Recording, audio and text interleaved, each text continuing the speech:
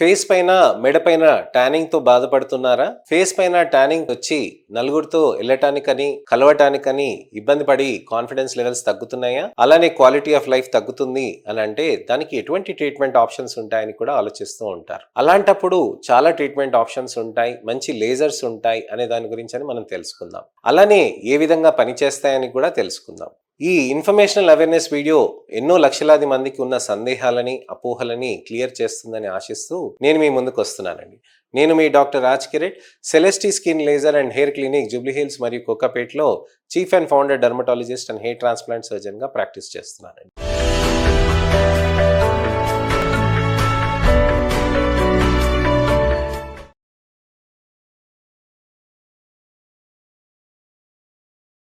చాలా మందికి ఫేస్ పైన ట్యానింగ్ వస్తూ ఉంటుందండి. ఫేస్ పైన ట్యానింగ్ వచ్చిన దానికి నుదుటి పైన నలుపు అనేది విపరీతంగా మారిపోతూ ఉంటుంది. నుదుటి పైనే కాకుండా బుగ్గల పైన, ముక్కు పైన అలానే ఇక్కడ ఈ భాగంలో కూడా నలుపు ఎక్కువగా మారుతూ ఉంటుందండి.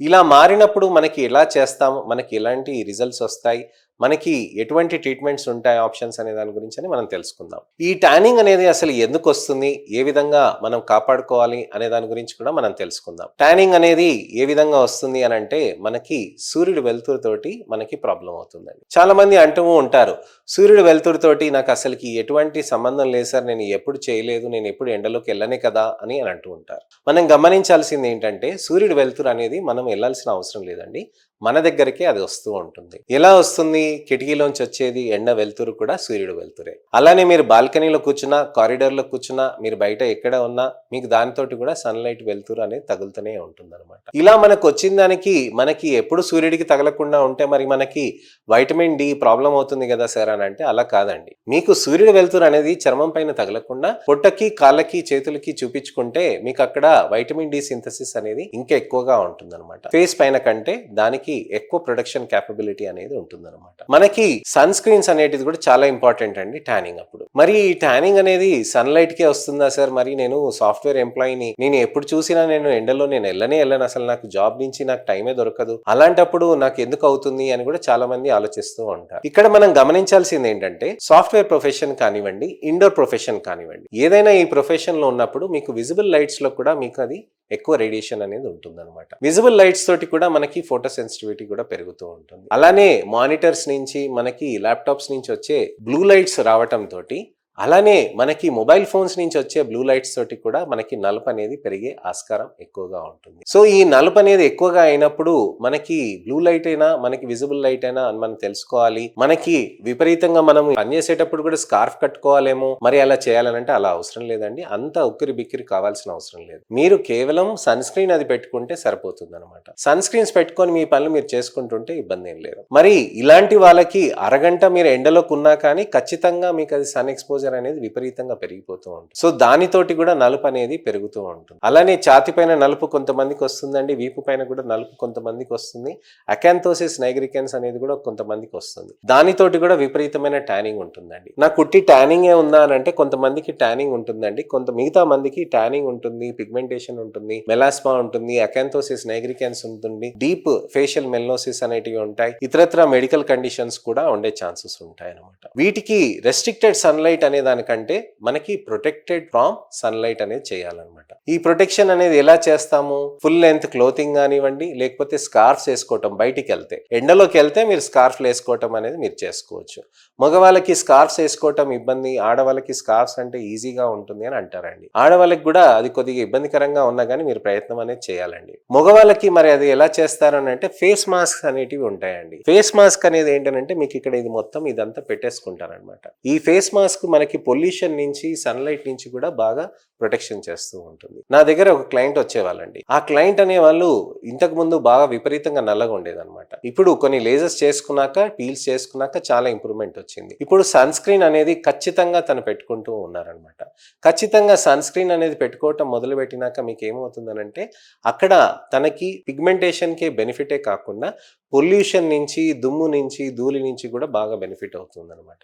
సో సన్ స్క్రీన్స్ అనేటివి చాలా ముఖ్యమైన important tool to fight pigmentation. నేను నా వీడియోస్లో చెప్తూ ఉంటాను కదండి, sunscreen sunscreen sunscreen అని. అవునండి, సన్ స్క్రీనే మీకు పిగ్మెంటేషన్ పెరగకుండా కాపాడుతూ ఉంటుంది. అట్లీస్ట్ 10% అయినా మీకు సన్ స్క్రీన్ నుంచి మంచి బెనిఫిట్ డైరెక్ట్ గా మీకు వస్తుంది అనమాట మీ చర్మానికి.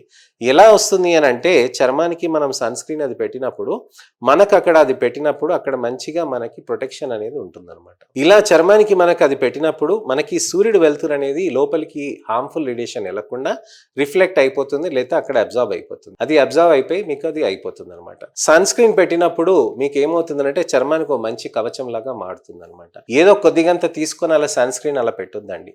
సన్ స్క్రీన్ అనేది ఎలా పెట్టాలి అని అంటే, మీకు కనీసం 4 ఫింగర్ టిప్ యూనిట్స్ అనేది పెట్టాలన్నమాట. 4 ఫింగర్ టిప్ యూనిట్స్ అని అంటే గోరు నుంచి మొదటి గీత వరకు దాన్ని ఒక ఫింగర్ టిప్ యూనిట్ అని అంటారు. దీనికి 0.5 గ్రామ్స్ వాల్యూ ఉంటుంది అనమాట. ఈ 0.5 గ్రామ్స్ వెయిట్ ఉన్నదానికి మనకి 4 గింతలు అనమాట. రెండోది, మూడోది, నాలుగోది, ఇంత 4 ఫింగర్ టిప్ యూనిట్స్ అనే సన్ స్క్రీన్ తీసుకొని మనం మొత్తం ముఖం పైన అంతా పెట్టాలన్నమాట. ఒకవేళ మెడకి పెట్టుకోవాలి అని అంటే మరొక 4 ఫింగర్ టిప్ యూనిట్స్ మెడ ముంగట భాగంలో, సైడ్ లో, అలానే వెనుక భాగంలో కూడా పెట్టుకోవాల్సిన అవసరం ఉంటుంది అనమాట. సో ఈ విధంగా మనం సన్ స్క్రీన్స్ అనేది మనం వాడాల్సిన ముఖ్యమైన విషయం. సన్ స్క్రీన్స్ అనేది ఈ విధంగా వాడినాక మనకి ప్రతి 2 గంటలకి 3 గంటలకి అనేది మనం పెట్టుకోవాల్సిన అవసరం ఉంటుంది. సో సన్ స్క్రీన్స్ అనేటివి చాలా ఇంపార్టెంట్ అండి. సన్ స్క్రీన్ అనేది మనం పెట్టుకున్నప్పుడు మనకి మంచి రిజల్ట్స్ అనేటివి మనకు వస్తూ ఉంటాయి. సన్ స్క్రీన్ ప్రతి 2 గంటలకి 3 గంటలకి ఎందుకు పెడతామనంటే, ప్రపంచంలో ఏ సన్ స్క్రీన్ కూడా ఒక 2-3 గంటల కంటే ఎక్కువసేపు అనేది మనకి ప్రొటెక్షన్ ఇవ్వదన్నమాట. ఆ 2-3 గంటలు అనేది మనకి సన్ స్క్రీన్ అనేది ప్రొటెక్షన్ ఉంటుందండి. ఆ తర్వాత అది కరిగిపోతుంది, డీజనరేట్ అయిపోతుంది. అందుకోసమనే మనం రీప్లెనిష్ చేయాలి. నేను ఒక ఉదాహరణ చెప్తానండి. సన్ స్క్రీన్ అనేది నేను పెట్టుకున్నాను. నేను ఎప్పుడైనా గోవా ట్రిప్కి వెళ్ళినప్పుడు అప్పుడు నేను మంచిగా సన్ స్క్రీన్ అనేది పెట్టుకున్నాను. ముఖం పైన బాగా పెట్టుకున్నాను, మెడ పైన బాగా పెట్టుకున్నాను. ప్రతి 2 గంటలకి 3 గంటలకి ప్రతి చోట నేను ఆగటం, అక్కడ సన్ స్క్రీన్ పెట్టుకోవటం, ప్రతి 2 గంటలకి 3 గంటలకి సన్ స్క్రీన్ పెట్టుకోవటం, మంచిగా వెళ్ళటం అనమాట. నాకు అక్కడ పెట్టుకున్నప్పుడు జిడ్డుగా ఉండేది, బాగా ఇదిగా ఉండేది. కానీ నాకు ఆ రోజుకి సాయంత్రానికి హైదరాబాద్కి వచ్చినాక నేను చూసుకుంటే మొత్తం ట్యానింగ్ అనేది చర్మానికి లేకుండా ఉండిపోయింది అనమాట. ఆ విధంగా మనం సన్ స్క్రీన్స్ అనేటిది బెనిఫిట్ తెచ్చుకోగలుగుతాం అనమాట. నా దగ్గర ఇంకో పేషెంట్స్ ఉన్నారనమాట. వాళ్ళు ఏం చేశారు, సన్ స్క్రీన్ అనేది ఫేస్ పైన మంచిగా పెట్టుకున్నారు. గోవాకి వెళ్ళక ముందు మంచిగా వచ్చి నా దగ్గర కూర్చున్నారు. సార్ నేను ఇలా వెళ్తున్నాను సార్, నేను ఏం జాగ్రత్తలు తీసుకోవాలంటే సన్ స్క్రీన్ పూసుకోండి, నాకు చాలా మంచి బెనిఫిట్ అయింది, మీరు కూడా అలా చేయండి అని చెప్పేసి తనకి చెప్పాను. వాళ్ళు మంచిగా జాగ్రత్తగా యూస్ చేశారు. మళ్ళీ వెనక్కి వచ్చారు గోవా నుంచి వచ్చినాక. సార్ ట్యాన్ అయింది, ఫేస్ మీద చూస్తే ట్యాన్ లేదు. మరి ఎలా అయింది, సన్ స్క్రీన్ బాగా వాడారంటే వాడాను సార్. మరి ఎక్కడ అంటే చేతుల మీద. సో చేతుల మీద ఎలా ట్యాన్ అయింది, సన్ స్క్రీన్ పెట్టుకోలేదు. సో సన్ స్క్రీన్స్ అనేది మీరు ఖచ్చితంగా సన్ ఎక్స్పోజ్డ్ ఏరియాస్లో మీరు పెట్టుకుంటూ ఉంటే చర్మానికి మీకు ఎక్కువ నలుపు రాకుండా మంచిగా కాపాడుకుంటూ ఉంటుంది అనమాట. సో ఆ విధంగా మీకు అనమాట. అంటే ట్యానింగ్ కాలేదా, వాళ్ళు ఎండలో తిరగలేదా అని అంటే కాదండి, ఖచ్చితంగా తిరిగారు. అక్కడ తిరిగిన దానికి చేతికి ఎందుకు నలుపు వచ్చిందని అంటే అక్కడ సన్ స్క్రీన్ పెట్టుకోలే, ఫుల్ లెంత్ క్లోతింగ్ వేసుకోలే అనమాట. సో సన్ స్క్రీన్స్ అనేది మీరు బయటికి వెళ్తున్నారని అంటే ఎంత వాన పడుతున్నా, ఎంత వరద ఉన్నా, ఏది ఉన్నా కానీ సన్ స్క్రీన్స్ అనేది ఇంపార్టెంట్. వాటర్, సన్లైట్ అనే దాంతో మీకు విపరీతమైన ట్యానింగ్ అనేది, ఎక్స్పోజర్ అనేది ఉంటుందన్నమాట. ఇలా ఉండటంతో మీకు చర్మంలో అక్కడ నలుపు అనేది ఇంకా ఎక్కువగా పెరుగుతూ ఉంటుందన్నమాట. సో ఇది చాలా ఇంపార్టెంట్. సో ఇదండి విషయం. పిగ్మెంటేషన్కి మనకి ఎలాంటి మార్పులు చేయాలి, ఏ విధంగా జాగ్రత్తలు చేయాలి, ట్యానింగ్కి ఎలా మార్పులు చేసి ఏ విధంగా ట్రీట్మెంట్స్ చేయాలి అనే దాని గురించి నేను మీకు ఇవాళ వివరించానండి. మీకు ఎటువంటి సందేహాలున్నా, అపోహలున్నా మీరు తప్పకుండా నా కామెంట్ సెక్షన్లో పెడితే వాటికి నేను టెక్స్ట్ రిప్లై, వీడియో రిప్లై నా సమయం దొరికినప్పుడు ఖచ్చితంగా చేస్తానండి.